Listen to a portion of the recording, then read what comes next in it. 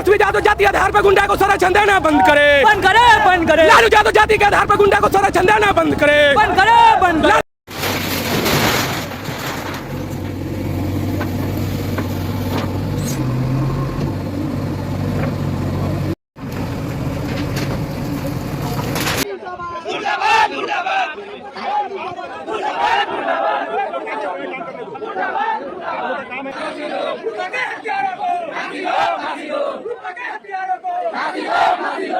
आखिरकार बिहार के माननीय मुख्यमंत्री नीतीश कुमार को शर्म आ ही गई और बिहार में योगी मॉडल के तर्ज पर संजय यादव के घर पर बुलडोजर चलाया गया और उसके घर को तहस नहस कर दिया गया।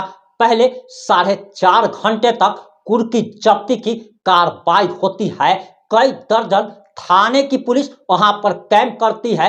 डीएसपी खुद मौके पर मौजूद रहते हैं और कुर्की जब्ती की कार्रवाई खत्म होते ही घर को नेस्ता नाबूद कर दिया जाता है। घर पर बुलडोजर चलाया जाता है। और आखिर पूरा मामला क्या है? आखिर संजय यादव के घर पर बुलडोजर क्यों चलाया गया? आखिर कुर्की जब्ती क्यों की गई? और मुजफ्फरपुर के एसएसपी राकेश कुमार को लग रहा था कि हम तो कुर्मी जाति से हैं और बिहार के माननीय मुख्यमंत्री नीतीश कुमार भी कुर्मी जाति से हैं, इस कारण उनको कुछ प्रीफरेंस मिलेगा। लेकिन एसएसपी महोदय को भी अक्ल अब ठिकाने अब उनकी आ चुकी है और बिहार में जो कार्रवाई हुई है ऐसा लग रहा है कि नीतीश कुमार को शर्म आई और जिसके बाद ये पूरी कार्रवाई हुई है। और आखिर पूरा मामला क्या है? पूरा मामला इस 5 से 8 मिनट की रिपोर्ट में हम आपको बताने जा रहे हैं।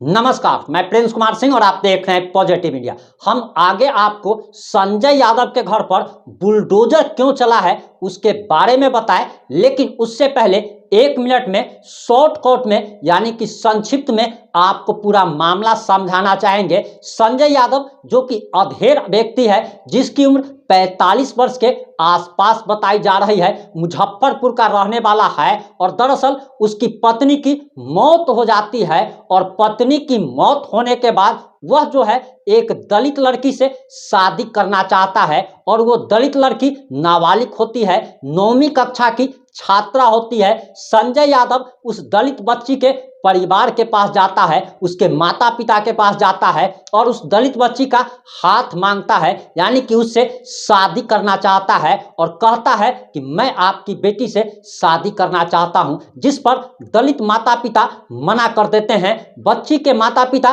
कहते हैं कि मैं अपनी बच्ची का हाथ आपके हाथ में नहीं दे सकता क्योंकि आप दूसरी जाति से हैं। दूसरा कारण यह बताया जाता है कि आपकी उम्र जहां 45 वर्ष है वहां बच्ची की उम्र मात्र 13 से 14 वर्ष है।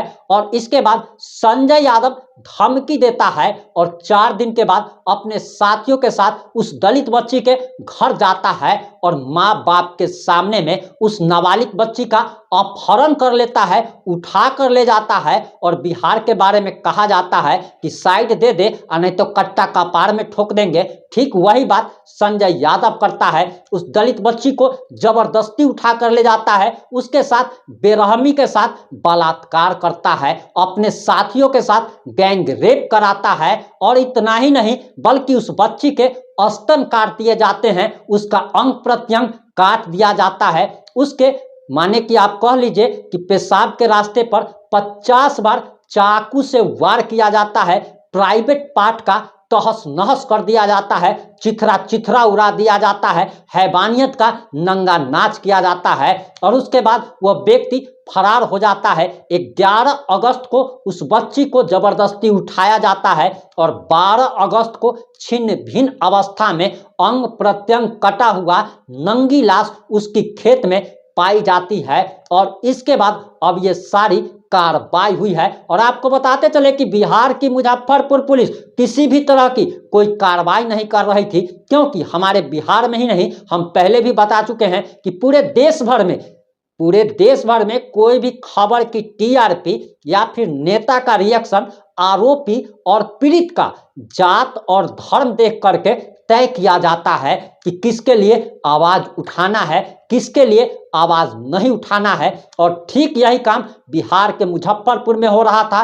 कोलकाता जैसी भयानक घटना बिहार में दोहराई गई है। और आपको बताते चले कि लगातार भारत भर में लगातार ऐसी घटनाएं हो रही है। और इसके बाद पहले जो कहा जाता था कि बेटियों को लोग पसंद नहीं करते थे, बेटियों को कोख में ही मार दिया जाता था, आज पहली बार कैमरे पर कहना पड़ रहा है कि अच्छा करते थे वो लोग जो कोख में ही बेटियों को मार दिया करते थे। क्योंकि आज के समय में बेटियों को सुरक्षित रहना कितना मुश्किल भरा काम है, उनको सुरक्षित रखना कितना मुश्किल काम है, यह आप सभी जानते हैं। अगर बेटियां घर के बाहर जाती है तो एक मन में डर समाया हुआ रहता है, वो सुरक्षित लौट पाएंगी या भी नहीं लौट पाएंगी। हम फिलहाल मुजफ्फरपुर की घटना के बारे में बता रहे थे और जो रिपोर्ट्स के अनुसार जो जानकारी आ रही है उसके अनुसार बताया जा रहा कि करीब 4.5 घंटे तक गांव में अफरा तफरी का माहौल रहा। एहतियात के तौर पर सरैया एसडीपीओ यानी कि डीएसपी कुमार चंदन, पारू पुलिस इंस्पेक्टर मुकेश शर्मा, पारू सरैया जैतपुर देवरिया थाने के थानेदार और भारी संख्या में पुलिस बल मौके पर मौजूद रहे।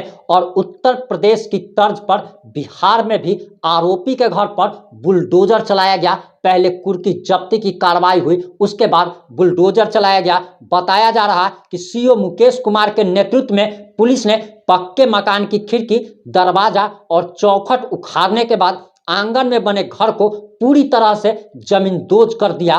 पुलिस 3 ट्रैक्टर ट्रॉली और 2 पिकअप पर सामान लादकर थाने ले गए। यूपी में सीएम योगी आदित्यनाथ के आदेश पर अपराधियों के घरों पर विशेष परिस्थितियों में बुलडोजर चलाया जाता है। और वैसी परिस्थिति बिहार में भी जब उपजी तब बिहार के माननीय मुख्यमंत्री नीतीश कुमार के निर्देश पर यह कार्रवाई हुई है। लेकिन नीतीश कुमार को भला शर्म कब आएगी। अभी कुछ दिनों पहले ही औरंगाबाद में श्रेया के साथ जो बर्बरतापूर्वक कांड हुआ था उसे अब तक लोग भूले नहीं हैं। और हर बार हर एक महीने ऐसी 2-4 बीभत्स घटनाएं होती रहती है। और सबसे बड़ी बात कि हमारा समाज आखिर कहाँ जा रहा है, हम अपने बच्चों को कैसी परवरिश दे रहे हैं, हम अपने बच्चों को कैसा संस्कार दे रहे हैं। ये बात तो सही है कि आजकल की लड़कियां जो है वो किसी भी वेश्या से कमतर नहीं है, क्योंकि ये जो है शॉर्ट्स पहन करके और अधनंगी होकर के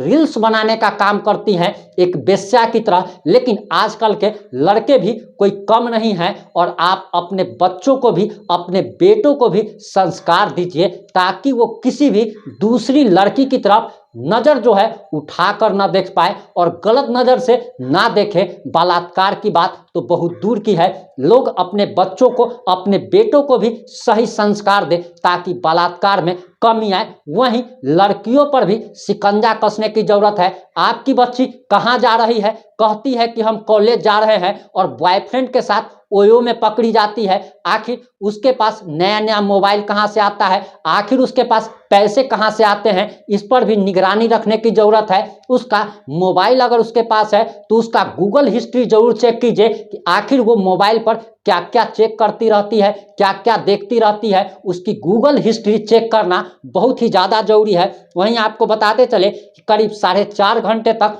अफरा तफरी का गांव में माहौल रहता है, क्योंकि 1 दर्जन से ज़्यादा थाने की पुलिस वहां पर कैंप कर रही थी ताकि किसी भी प्रकार का कोई बवाल न हो। क्योंकि वो एरिया जो है यादवों का गढ़ कहा जाता है। और वहां पर बताया जा रहा कि दरअसल संजय यादव ने जो कांड किया है इससे पहले भी वहां पर इस टाइप के लोग दबंगई करते आ रहे थे। और दबंगई का ही आलम था कि जरा सोचिए कि उस दलित बच्ची को घर से उठा लिया जाता है और उसके माँ बाप के सामने में उठा लिया जाना, ये कितना दुस्साहस भरा काम है। और बिहार में ऐसा इसलिए हो रहा है क्योंकि पुलिस का, प्रशासन का, सरकार का इकबाल खत्म हो चला है और डर नाम का कोई चीज नहीं रहा है। आपके इन सारे मुद्दों पर क्या प्रतिक्रिया है? क्या संजय यादव के घर पर बुलडोजर चलना सरकार का सही निर्णय है? क्या आप इस निर्णय से सहमत है? क्या आपको ये एक्शन कैसा लगा? आप अपनी प्रतिक्रिया जरूर दीजिएगा। जुड़े रहे हमारे साथ। जय हिंद, जय भारत।